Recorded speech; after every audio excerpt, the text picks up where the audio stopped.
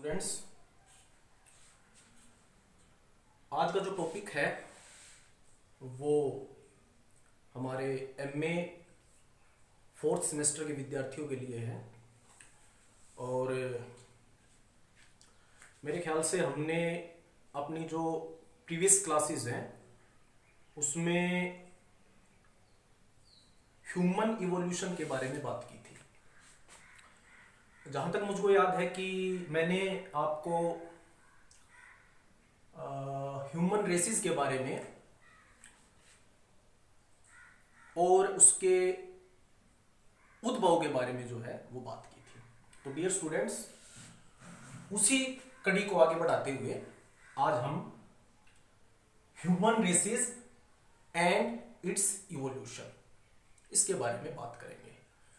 मैं ऐसा करता हूं कि आप इसको बड़े ध्यान से सुनोगे, क्योंकि हमने बड़े भारी कमी रिसोर्सेज की होते हुए इसको मैनेज करने की कोशिश की है।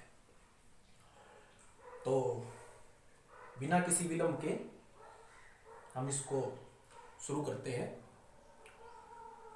बड़े केयरफुली आपको इसको सुनना है।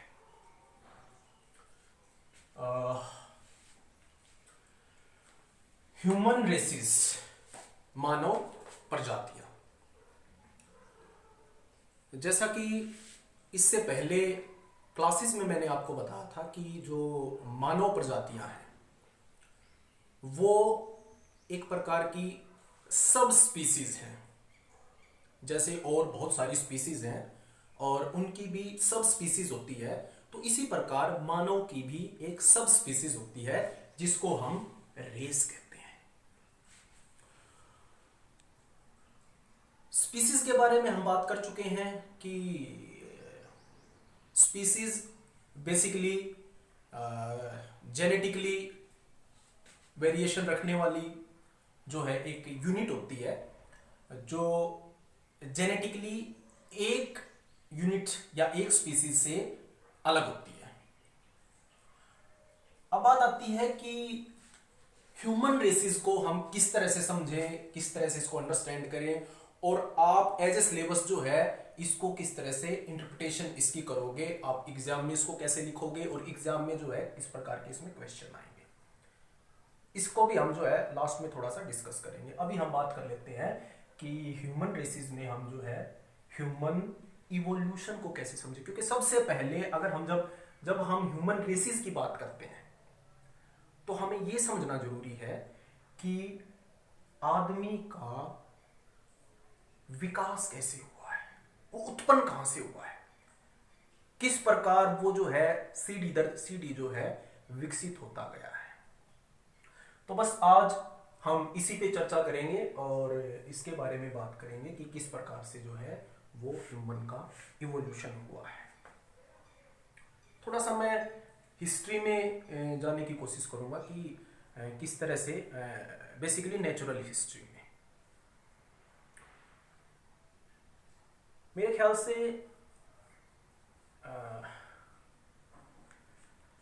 कार्बोनिफेरस एज के बाद बड़े लंबे टाइम तक पृथ्वी जो है वो बहुत सारी जियोलॉजिकल जो उथल पुथल है उससे गुजरती रही। और कार्बोनिफेरस एज, जुरासिक एज जो उससे थोड़ा सा आसपास है वो हम बाद में बात करेंगे। हम ये कहेंगे कि जैसे ही किसी कारणवश क्लाइमेट चेंज के कारण या एस्ट्रॉइड के टकराने के कारण डायनासोर जो हैं धरती से खत्म हुए या जेनेटिकली मॉडिफाई हुए, तो उसके बाद एक छोटे से जीव को मौका मिला अपने आप को विकसित करने का। वो जीव था, उसकी क्लास थी मैमल, स्तनधारी। स्तनधारियों ने जो है वो धीरे धीरे विकास करना शुरू किया। पूरी दुनिया में रेगिस्तानों में, जल में, वर्षावनों में, पर्वतों में, दलदलों में हर जगह जो है वो स्तनधारी जो है पनपने लगे। स्तनधारियों से ही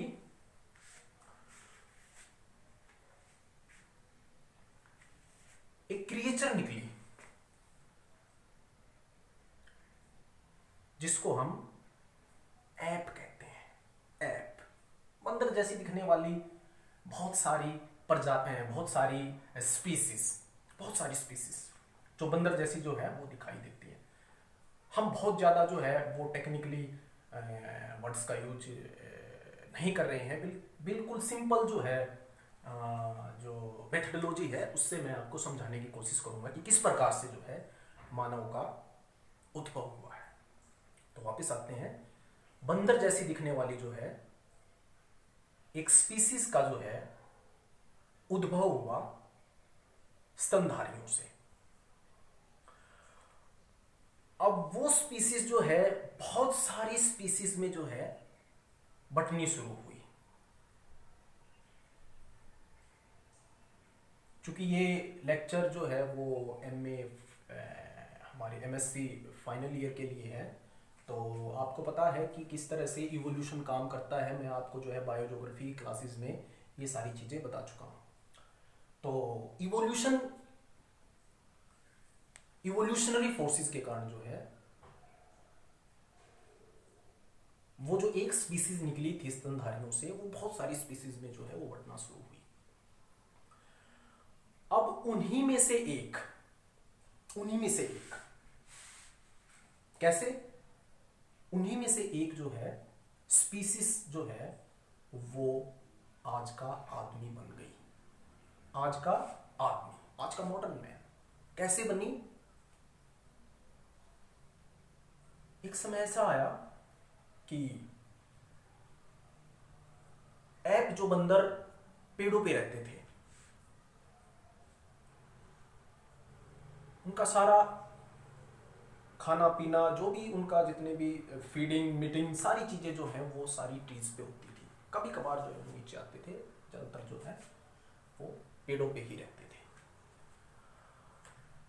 अब एक समय ऐसा आया कि क्लाइमेट में जो है वो चेंज हुआ। क्लाइमेट में चेंज के परिणाम स्वरूप धीरे धीरे जो ट्रीज थे, वृक्ष थे, उनकी जो पर किलोमीटर जो डेंसिटी थी वो कम होने लगी। यानी हम अगर सिंपल भाषा में बात करें तो पेड़ जो है वो एक इस तरह से उनका घनत्व जो है वो कम होने लगा। वो प्रति वर्ग किलोमीटर में अगर 1 लाख थे तो वो घटके जो है 50,000 10,000 ऐसे कुछ रह गए।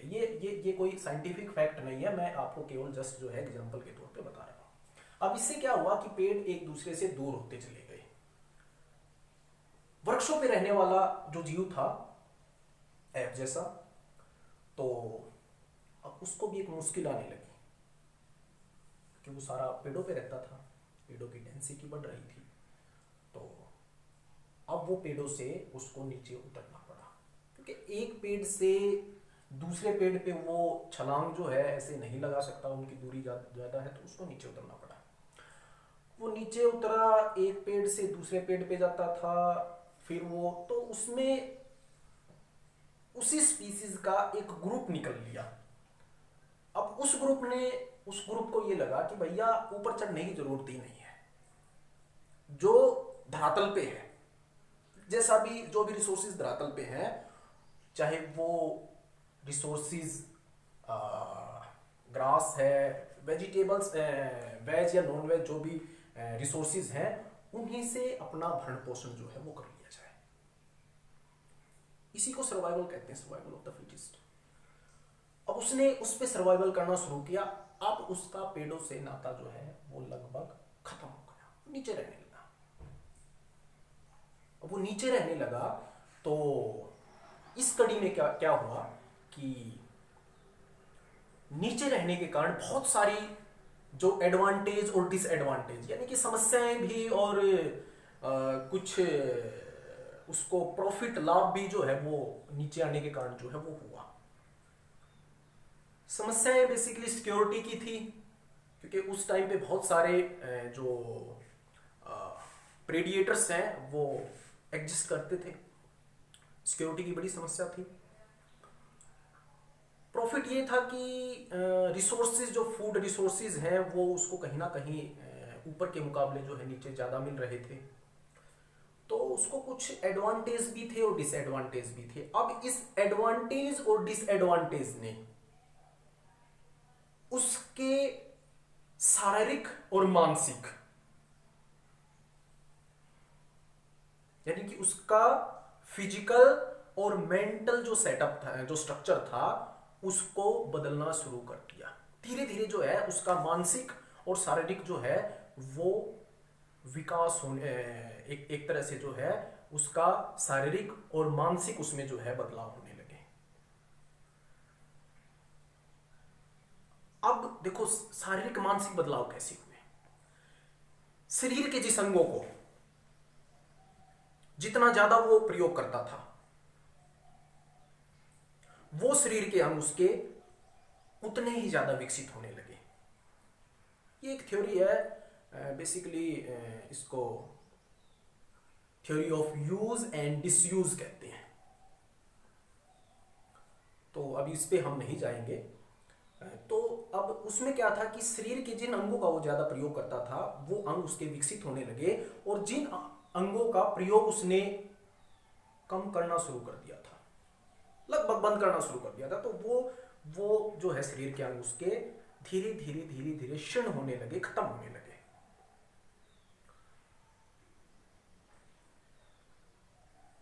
ये मानवीय विकास में एक बहुत बड़ी परिघटना के रूप में जो है ना हम इसको देखते हैं।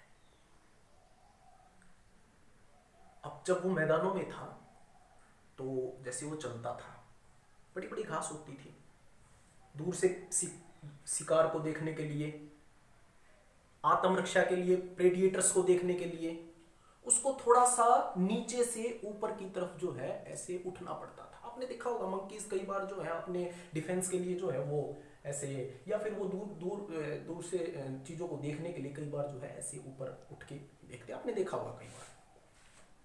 तो थोड़ा सा वो इस तरह से जो है ना, अब उसकी मजबूरी थी वो, क्योंकि घास के मैदान थे, वृक्ष कम थे, ऊपर उठ के देखना पड़ता था, लंबी लंबी यात्राएं उसको जो है वो चलनी पड़ती थी रिसोर्सेज के लिए, खाने के लिए और चीजों के लिए। तो उसको थोड़ा सा ऊपर उठ के जब वो देखने लगा तो उसकी स्पाइन जो थी, उसकी जो रीढ़ की हड्डी थी, उसमें बदलाव होने शुरू हुए। वो जो ऐसे कारो थी, मुड़ी हुई थी, वो थोड़ी थोड़ी थोड़ी थोड़ी जो है वो सीधी होने लगी। ये प्यारे विद्यार्थियों, ये 1 या 2 साल में नहीं हुआ, ये 100 साल में नहीं हुआ, ये 200-500 साल में नहीं हुआ है, ये लाखों साल की जो है, लाखों वर्षों की एक बड़ी धीमी प्रक्रिया है, जिसके परिणाम स्वरूप आदमी धीरे धीरे धीरे धीरे जो है वो खड़ा होना जो है ना, एक तरह से 2 पैरों पे चलना जो है उसने शुरू कर दिया। अब यहां से जो है चीजें जो हैं वो बहुत तेजी से बदलती हैं। अब बदलाव देखो कैसे शुरू होता है। ग्रुप में से ग्रुप निकलते हैं। एक स्पीसीज जो बंदरों से निकली थी, एक ग्रुप निकला था, उसमें से भी बहुत सारे ग्रुप निकले। कुछ ने किसी तरह के इन्वायरमेंट को अडॉप्ट किया, किसी ने किसी तरह के इन्वायरमेंट को अडॉप्ट किया। अब उसमें से ग्रुप ऐसे ऐसे ऐसे जो है वो चेन जो है वो निकलती जो है वो चली गई, और धीरे धीरे एक ऐसा ग्रुप जो है निकला जो आज के मानव से कुछ मिलता जुलता था। मिलता जुलता कैसे कि वो सीधा खड़ा हो सकता था, वो सीधे तौर पे जो है आंखों से, दोनों आंखों से आई साइट उसकी बिल्कुल सीधी थी, पूंछ लगभग खत्म हो चुकी थी, रीढ़ की हड्डी से कुछ रिमेन्स जो हैं वो बचे हुए थे, लगभग खत्म हो चुकी थी। शरीर पे बाल जो थे वो कम हो चुके थे। सिर का आकार थोड़ा सा बढ़ने लगा था। और भी बहुत सारे जो है ना उसमें जो आज के मॉडर्न मैन में जो बदलाव है, जो हम आज के मॉडर्न मैन को जो देखते हैं उस तरह का वो कहीं ना कहीं दिखने लगा था। अब प्यारे विद्यार्थियों, जब हमने अब इतनी जो बातें की हैं तो अब हम इसके थियोरेटिकल एस्पेक्ट्स पे आते हैं कि किस प्रकार से जो है किन किन विद्वानों ने जो है इस पूरी व्यवस्था को खोजा और इसको एक सिस्टमैटिक तरीके से जो है किन किन विद्वानों ने प्रस्तुत किया, और आज के संदर्भ में जो है हम मानव के विकास को कैसे देखते हैं, यानी कि ह्यूमन इवोल्यूशन को, रेसिस को, जो आज जिसके जो आपके पाठ्यक्रम में है, आपके सिलेबस में है, आज के संदर्भ में, आज के रेफरेंस में हम उसको कैसे देखते हैं। तो हम बात करते हैं, बिल्कुल हमारे एक बहुत बड़े भूगोलविद हुए हैं, बहुत बड़े फिलोसफर और मानव शास्त्री, Immanuel Kant. Immanuel Kant, Immanuel Kant के बारे में अगर हम बात करें तो ये प्रथम ऐसे विद्वान थे, ऐसे भूगोलविद थे जिन्होंने मानव के उद्भव और उसके महाद्वीपीय वितरण के बारे में बात की। मैं रिपीट करता हूं कि इमैनुअल कांट सर्वप्रथम ऐसे विद्वान थे जिन्होंने मानव के उद्भव और उसके वितरण के बारे में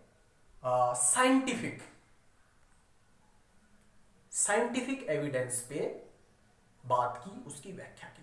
हालांकि अगर हम बात करें तो इससे पहले अरस्तु, एरिस्टोटल,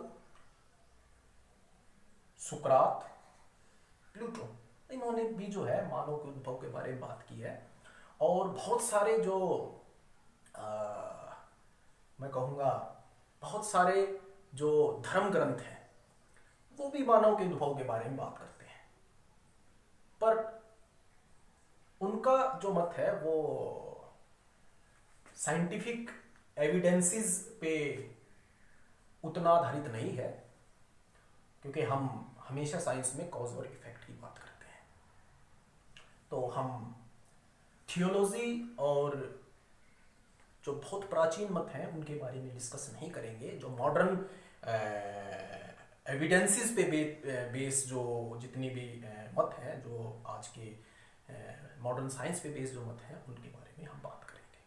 तो इमैनुअल कांट जो है उन्होंने सर्वप्रथम जो है मानव के उद्भव और उसके वितरण के बारे में बात की। उनकी एक बड़ी अच्छी बुक है, anthropology from A pragmatic point of view. Anthropology from A pragmatic point of view. यह माना जाता है कि नरजातीय विज्ञान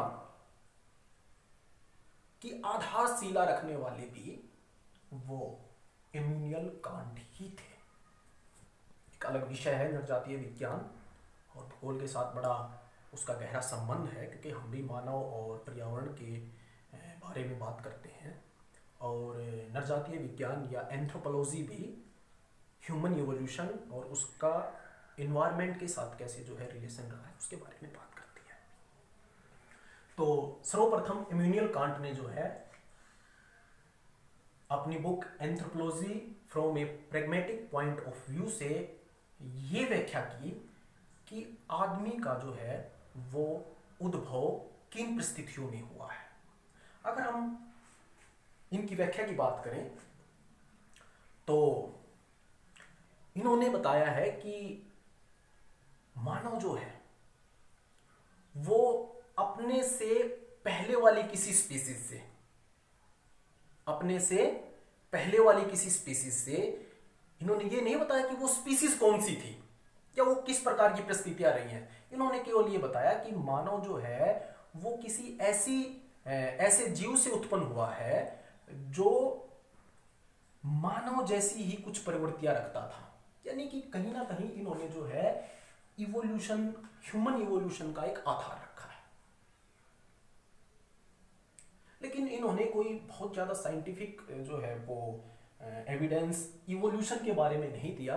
इनका बेसिकली जो था वो डिस्ट्रीब्यूशन पे बात थी, ज्योग्राफिकल पॉइंट ऑफ व्यू से ये चीजों को देखते थे। इन्होंने बताया कि भैया पूरे विश्व में जो मानव की अलग अलग जो एथनिकल ग्रुप्स हैं, प्रजातियां हैं जो फैली हुई हैं, वो किस प्रकार फैली हुई हैं, उनका रहन सहन, खान पान किस तरह से है, वो कहाँ कहाँ पाई जाती है, किस तरह से वो environment, basically climate, rocks, different जो और वेजिटेबल्स है, फ्यूना फ्लोरा जो भी है, तो उसके साथ उसका किस तरह से संबंध है और वो वहां पे उस लोकेशन पे क्यों पाई जाती है। इनका मेन पॉइंट इस बुक में यही था। अब इस चीज को, इस समस्या को बहुत सारे उस समय के लोग जो हैं वो फेस कर रहे थे कि आदमी का उद्भव कैसे हुआ है। लगभग 95% जो स्कॉलर्स, मैं कहूँ तो बहुत सारे लोग, स्कॉलर्स नहीं तो 95% जो उस समय का एकेडमिया है वो रिलीजन और कुछ ऐसे मिथ से जो है ग्रस्त था। मानता था कि आदमी का उद्भव जो है वो किसी अलौकिक शक्ति ने किया है। अब इस मिथ को तोड़ने के लिए ये एक अनसाइंटिफिक जो है वो एक थ्योरी थी। इसको तोड़ने के लिए बहुत बड़े विद्वान हुए, बहुत बड़े ज्योग्राफर हुए हैं, बहुत बड़े नेचुरल साइंटिस्ट हुए हैं। चार्ल्स डार्विन डार्विन ऐसे पहले विद्वान थे जिन्होंने न केवल मानव उद्भव के बारे में बल्कि समस्त जीव सृष्टि के बारे में एक बहुत ही उत्कृष्ट जैव उद्भव सिद्धांत जो है प्रस्तुत किया।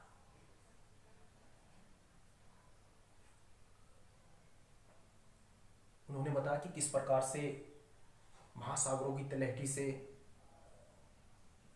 एक सेल का जन्म हुआ, उसके बाद वो मल्टीपल सेल में जो है कन्वर्ट हुई, मल्टीपल सेल में वो बदली और धीरे धीरे जो है वो जीवों के रूप में बदली और फिर धीरे धीरे जो है वो महासागरों से एक जीव जो है वो यहाँ स्तरों की तरफ आया और उस जीव से ही बहुत सारे जीवों का जो है वो डिसइंटीग्रेशन हुआ। उसी में से एक जीव निकला मानव। बड़ी साइंटिफिक तरीके से उन्होंने बताया। देखिए, चार्ल्स डार्विन ने आज से लगभग इनकी ये बुक थी द डेसेंट ऑफ मैन, 1871 में जो है 1871 में जो है ये बुक पब्लिश होती है। और इससे पहले इनकी बुक 1859 में, आप अच्छी तरह जानते हो, ओरिजिन ऑफ स्पीसीज 1851 में जो है वो पब्लिश होती है। तो उसके कुछ साल बाद जो है ये अपना फोकस आदमी पे करते हैं कि आदमी का विकास किस तरह से हुआ है। तो चार्ल्स डार्विन ऐसे पहले विद्वान थे जिन्होंने बहुत ही बारीकी से ये अध्ययन किया कि किस प्रकार से आदमी का उद्भव जो है वो विभिन्न कर्मिक जो अवस्थाएं हैं, उन विभिन्न कर्मिक अवस्थाओं से किस तरह से हुआ है। इनके बाद देखिए, चार्ल्स डार्विन के बाद तो एक बड़ी क्रांति आई। बहुत सारे विद्वान जो हैं वो इवोल्यूशनरी जो पर्सपेक्टिव है उससे मानव की सामाजिक, जैविक, मानसिक, आर्थिक जितनी भी परिघटनाएं हैं उन परिघटनाओं की व्याख्या करने लगे। तो चार्ल्स डार्विन जो है वो इस कड़ी में बड़े अहम जो है वो विद्वान हैं, भौगोलविद हैं, नेचुरल साइंटिस्ट हैं, जिन्होंने ये बताया कि किस प्रकार से जो है ह्यूमन इवोल्यूशन हुआ है। अब इसी कड़ी में हमारे एक बड़े भूगोलवेता ग्रिफिथ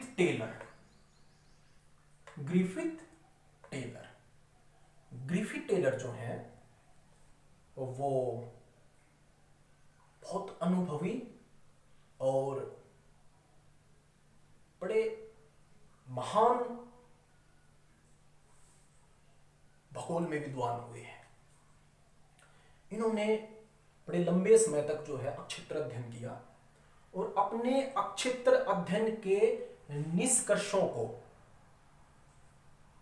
इन्होंने एक बुक में, एक थ्योरी में जो है वो प्रस्तुत किया। थ्योरी थी John and strata theory. Basically ये जो थ्योरी थी ये ह्यूमन इवोल्यूशन को साइंटिफिकली सिस्टमैटिकली जो है वो प्रेजेंट करती थी। जॉन एंड स्टेटा थ्योरी में जो है ये आपके सब्जेक्ट सिलेबस में आगे है, तो मैं इसको बड़ा डिटेल से आगे कराऊंगा कि जॉन एंड स्टेटा थ्योरी क्या है।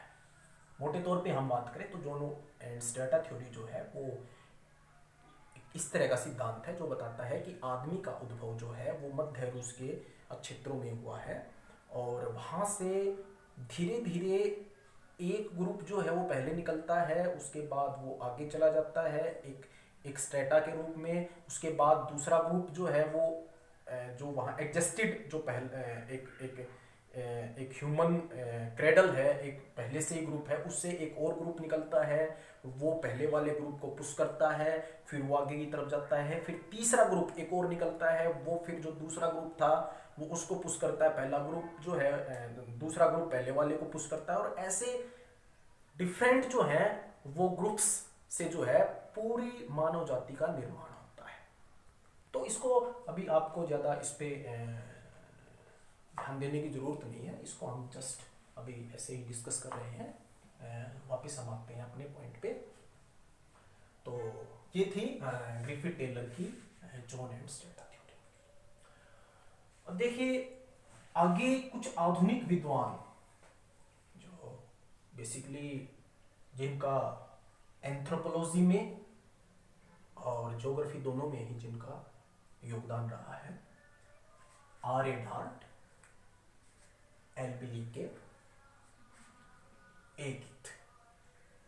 डार्ट, लीके और कीथ, ये तीन विद्वान जो हैं मॉडर्न जो ह्यूमन इवोल्यूशन है, कहाँ से वो निकला है, कैसे वो हुआ है, उसमें क्या जान रहे हैं, उसको एक्सप्लेन करने के लिए या उसके एक्सप्लेनेशन के लिए जाने जाते हैं। अब इनके अनुसार ह्यूमन इवोल्यूशन जो है बेसिकली अफ्रीका से हुआ है।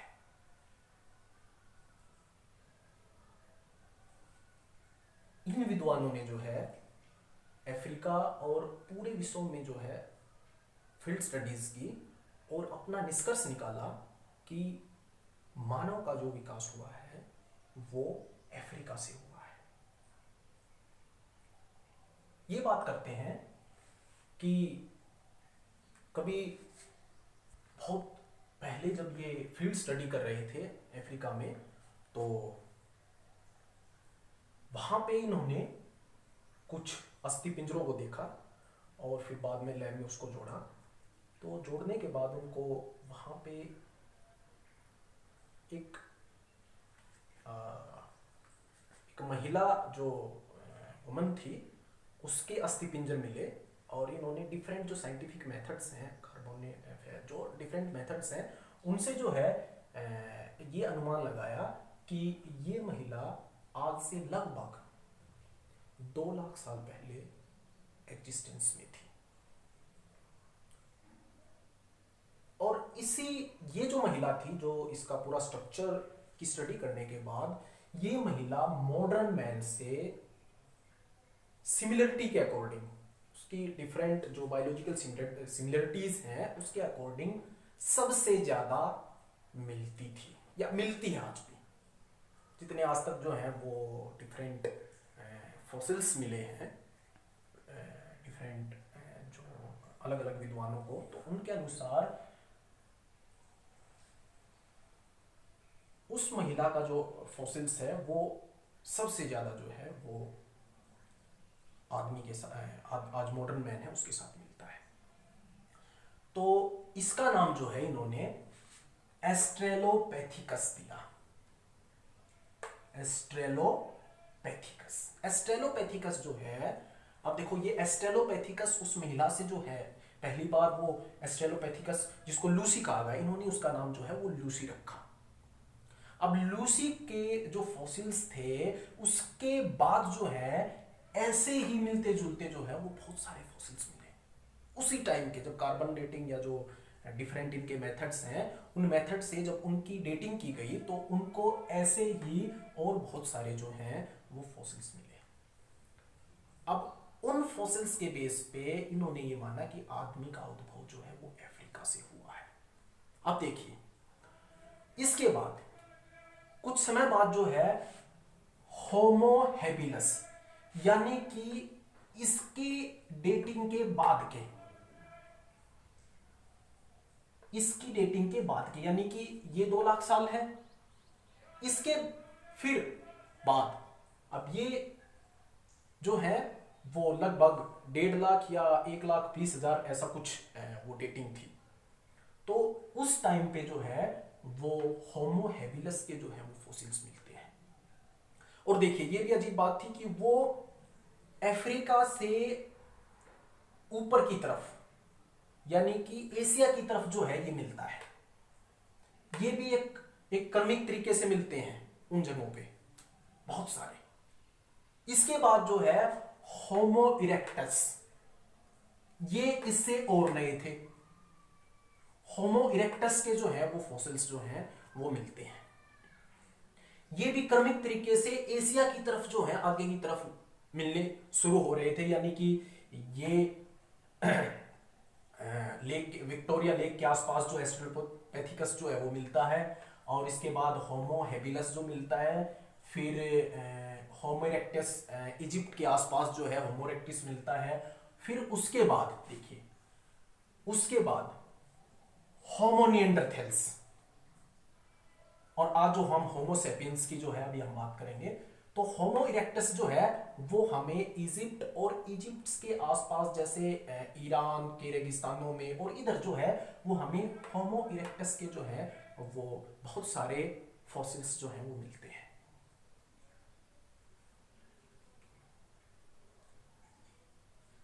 इसी कड़ी में यूरोप के बहुत सारे हिस्सों में जो है होमो निएंडरथैल्स के जीवांसम फॉसिल्स जो हैं वो मिलते हैं। अब देखो इनमें खास बात क्या थी कि डेटिंग के अकॉर्डिंग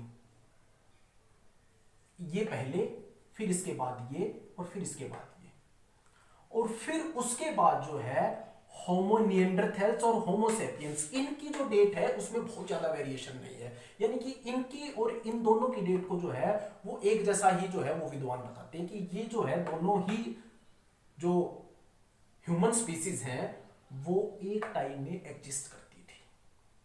अब देखिए होमो सेपियंस के जो है वो लगभग आप पूरी दुनिया में जो है वो मिलते हैं, और वो जो है इधर अफ्रीका से एशिया की तरफ, यानी कि हम ये कह सकते हैं कि इजिप्ट, ईरान, ये जो है इजिप्ट, अरेबिया, सऊदी अरेबिया और ईरान, इराक, अफगानिस्तान, बहुत सारे हिस्सों ऐसे ऐसे करते हुए जो है वो होमो सेपियंस के जो है वो रिमेन्स मिलते हैं।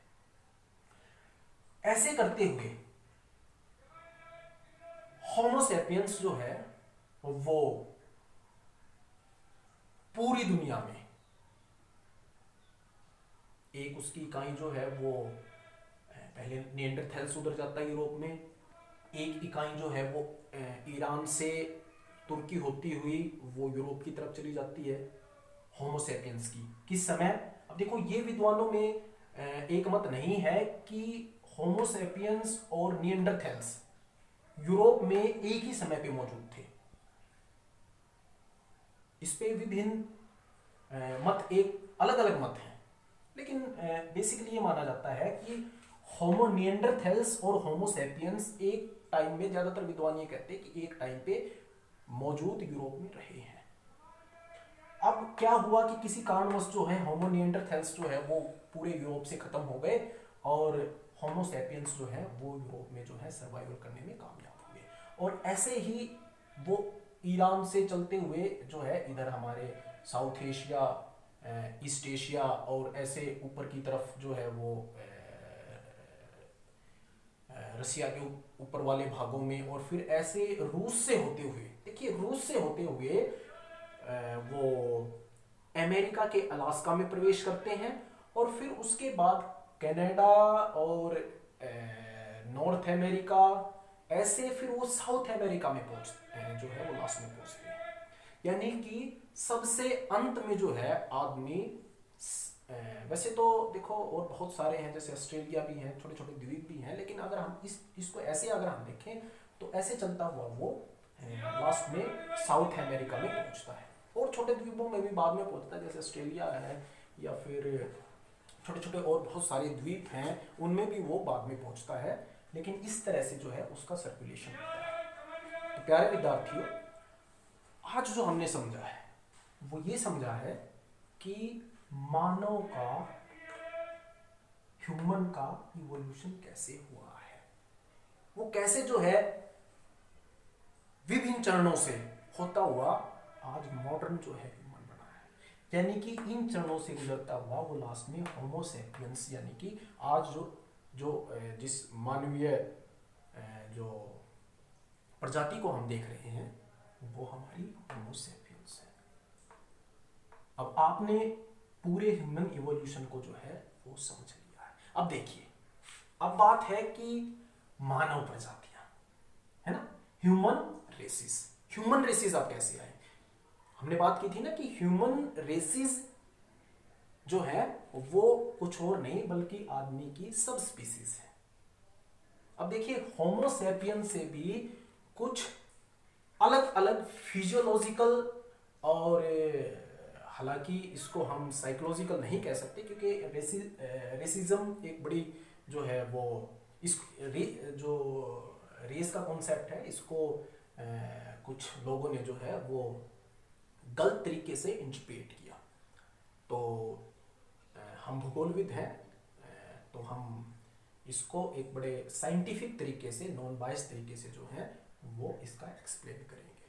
तो होमो सैपियंस से ही डिफरेंट फिजियोलॉजी के कारण जो है वो अलग अलग जो है वो सब स्पीसीज या रेसिस जो है वो अलग हुई, जिसमें निग्रोइड, एस्ट्रेलोइड, काकेसॉइड और मंगोलोइड जो है वो शामिल है। अगले वीडियो में जो है हम इन चारों रेसिस पे डिटेल में बात करेंगे। हम ये बात करेंगे कि किस प्रकार से ये जो रेसिस हैं इनकी जो शारीरिक संरचना है और इनका जो जोग्राफिकल कंडीशन है, कैसे शारीरिक संरचना और जोग्राफिकल कंडीशन वो एक दूसरे से इंटरेक्ट हुई हैं, और इनकी जो है वो इनके शरीर का और इनकी रहन सहन, खान पान का और इनकी संस्कृति का जो है वो निर्माण हुआ है। तो नेक्स्ट वीडियो में हम एक बड़े सिस्टमैटिक ढंग से आपको ये समझाएंगे कि किस प्रकार से डिफरेंट जो वर्ल्ड की रेसिस हैं वो किस तरह से बनी हुई हैं और किस तरह से जो है वो एग्जिस्ट करती हैं, और किस तरह से जो है वो अपने भौगोलिक पर्यावरण के साथ जो है या ज्योग्राफिकल जो कंडीशन है उनके साथ इंटरेक्ट करती हैं। तो डियर स्टूडेंट्स, आज के लिए मैं इसको समाप्त करता हूँ। आज के लिए इतना ही। और बेसिकली बहुत सारी त्रुटियां जो हैं वो हमारे इस वीडियो में रही होंगी। वैसे अगर हम इस पे बात करें तो ये मेरा पहला वीडियो है। मैंने कभी जो है इस तरह से कभी नौबत नहीं आई कि मैं इस तरह से जो है वो वीडियो बनाऊं।